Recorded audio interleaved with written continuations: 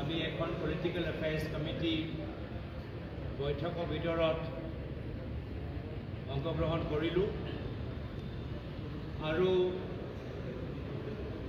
মিটিঙত উপস্থিত আগত মিটিঙৰ ভিতৰত ভৰি দিয়া আগত আজি আমি সকলোৱে প্ৰয়াত অসমৰ প্ৰথম প্ৰাক্তন মুখ্যমন্ত্ৰী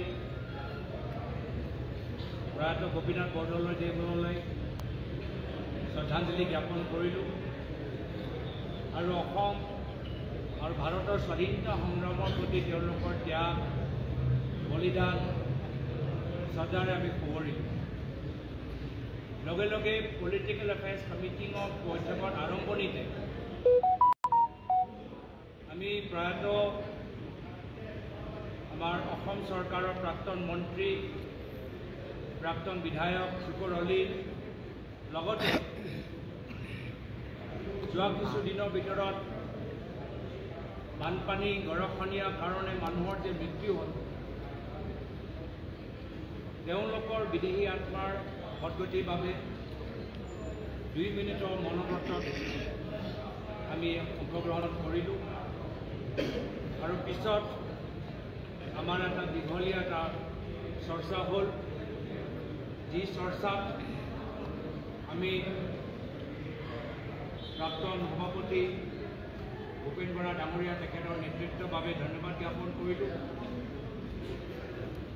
যোৱা পঞ্চায়ত নিৰ্বাচনৰ ফলাফল লৈ আলোচনা কৰিলোঁ। বৰ্তমানত যে বানপানী যে সমস্যা বৰ্তমান চৰকাৰ বিফল হোৱা যে দেখা পাইছে ইয়ালৈ আমি গভীৰভাৱে চৰ্চা কৰোঁ। আমি দুখিত যে যি চৰকাৰ ডাবল ইঞ্জিনৰ কথাবোৰ কৈ অসমৰ আটাইতকৈ যে এটা দাবী যি দাবী প্ৰত্যেক ৰাজনৈতিক দলে সমৰ্থন জনায় যে গৰাখহনীয়া এটা নেশ্যনেল প্ৰব্লেম হ'ব লাগে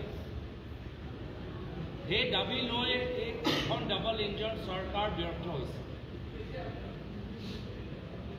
এই দাবী লৈ কোনো দলৰ দ্বিমত নাই, আমি সকলোৱে বিচাৰোঁ, কিন্তু দুখৰ কথা যে আজিলৈকে এয়া কাম বৰ্তমান চৰকাৰে কৰিব পৰা নাই।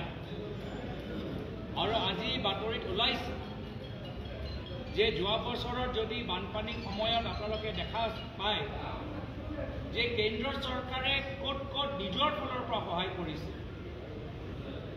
SDRFৰ বাহিৰে নিজৰ ফালৰ পৰা ক'ত ক'ত কেন্দ্ৰ চৰকাৰে সহায় কৰিছে বিভিন্ন ৰাজ্যৰ নামৰ তালিকা আপোনালোকে দেখা পাব, অসমৰ তালিকা নাপাব, অসমৰ নাম আপোনালোকে দেখা নাপাব।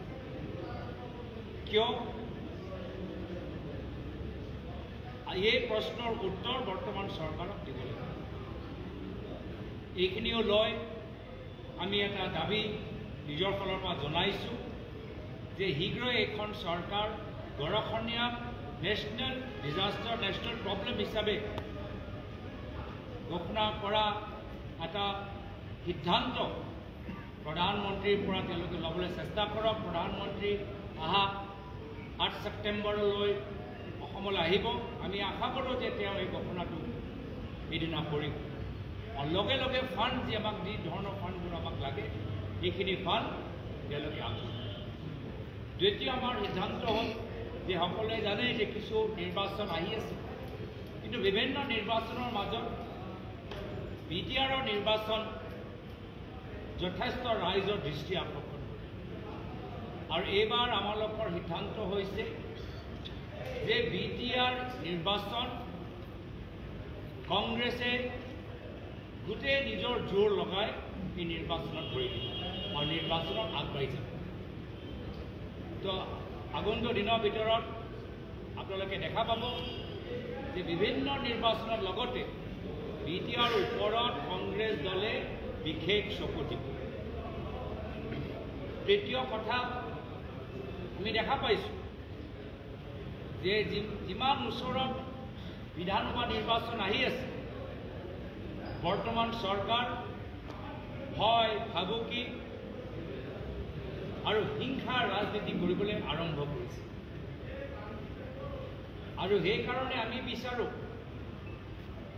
যে আমাৰ অসমৰ ভিতৰত অসম চুক্তি অনুসৰি যিখিনি গাইডলাইন্স আছে বিদেশী সম্পৰ্কত, সেই গাইডলাইন্সবোৰ মানি ল'ব লাগে।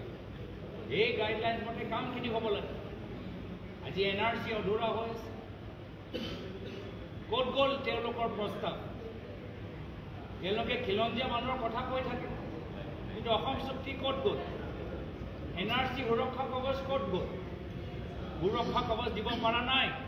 এতিয়া সাধাৰণ মানুহক পিষ্টল আৰু বন্দুক দিবলৈ বিচাৰে। তো বিভিন্ন বিষয়ৰ ওপৰত আমি চৰ্চা কৰিলোঁ যে এইখিনি বিষয় আমি কেনেদৰে ৰাইজৰ মাজত নিজৰ সংগঠনৰ যোগেদি, নিজৰ ভাতৃ ভগ্নী সংগঠনৰ যোগেদি আমি লৈ যাম। আমাৰ দীঘলীয়া এখন মিটিং, য'ত প্ৰায় চবেই নিজৰ নিজৰ কথাখিনি ক'লে। প্ৰাক্তন সভাপতি ঘাটৰ ছাৰ ডাঙৰীয়াই হওক, প্ৰাক্তন সভাপতি ভূপেন বৰা ডাঙৰীয়াই হওক, আমাৰ এগৰাকী সাংসদ প্ৰদ্যুৎ বৰদলৈ ডাঙৰীয়া বৰ্তমান সময়ত বিদেশত আছে, কিন্তু মিটিঙৰ আগতে তেওঁলোকে নিজৰ মন্তব্য, নিজৰ ৰায় লিখিতভাৱে আমাক জনোৱা হৈছে। এইখিনি কথা আমি আপোনালোকক জনাইছোঁ। And now I will request AICC general secretary incharge of Assam Jitendra Singh ji, आप अपनी बात मीडिया के साथ